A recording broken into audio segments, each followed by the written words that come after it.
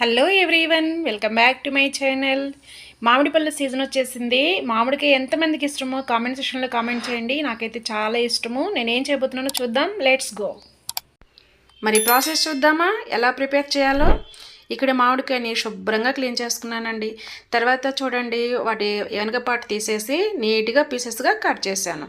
అయితే ఇక్కడ చిన్న రోటిలో కొంచెం సాల్ట్, ఒక టేబుల్ స్పూన్ కారం, కొంచెం చింతపండు, 4-5 మిరియాలు వేసి దంచుకోవాలి. మామిడికాయ పీసెస్ కూడా వేసి దంచండి, బాగా గుజ్జుగా తయారవుతుంది.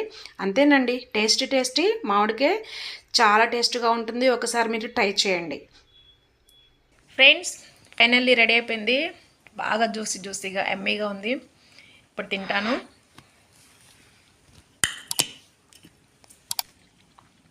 పుల్లగా కారంగా చాలా బాగుంది.